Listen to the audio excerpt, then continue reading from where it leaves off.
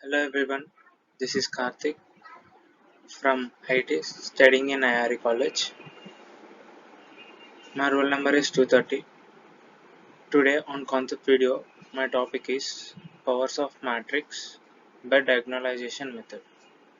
Let us see the powers of matrix by diagonalization method in further slides. So let us go into this topic.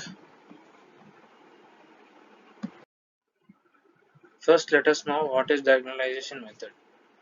Diagonal matrices are the easiest kind of matrices to understand. They just scale the coordinate directions by their diagonal entries. We saw that similar matrices behave in the same way with respect to different coordinate systems. Therefore, if a matrix is similar to a diagonal matrix, it is also relatively easy to understand. So here they are saying if a matrix is similar to a diagonal matrix, it is also relatively easy to understand. Uh, Let us see another slide about this diagonalization method and more. So let us know what diagonalization definition in this slide. The definition of the diagonalization is an n by n matrix A is diagonalizable if it is similar to a diagonal matrix. That is, if there exists an invertible n by n matrix C and a diagonal matrix D, such that it comes as A equal to CDC inverse. This is the definition of diagonal matrix, and here it is derived. So the formula is A equal to CDC inverse. Okay, let us see some more information about this diagonalization method. Here there are examples and powers of diagonal matrix and etc. The goal here is to develop a useful factorization A equal to PDP inverse. In previous we take as CDC inverse. Here we are taking as PD inverse A equal to PDP inverse when A is n by n. We can use this to compute A power k quickly for large k. The matrix D is diagonal matrix, that is entries of the main diagonal are all zeros. Powers of diagonal matrix. D power k is trivial to compute as the following example illustrates.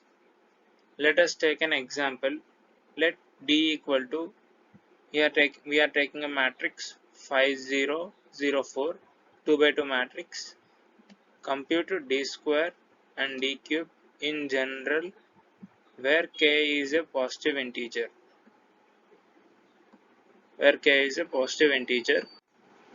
Let us go into the another slide for this example. Here the solution of that question is, here we are taking a D as D square, so we are multiplying both D, so we will get as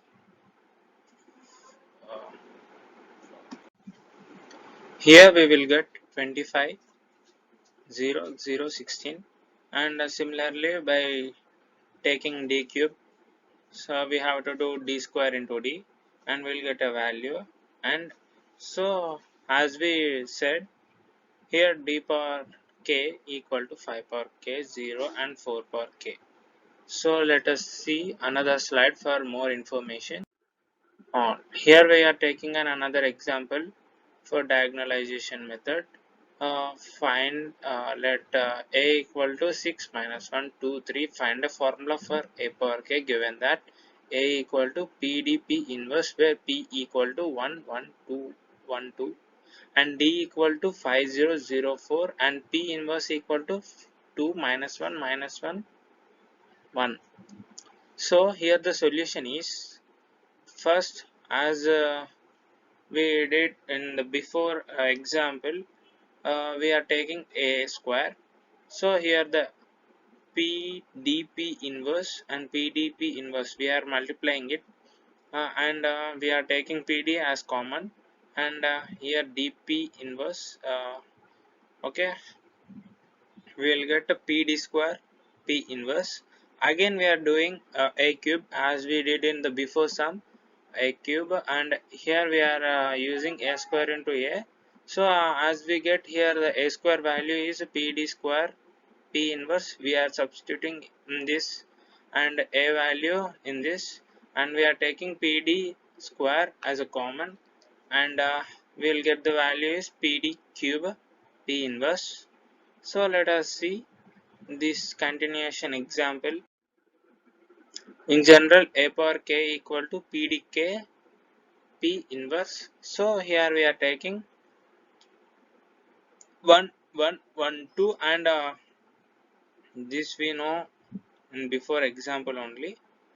Here d power k equal to 5 power k, 0, 0, 4 power k, 2, minus 1, minus 1, minus 2, and we will get the value is this by multiplying them.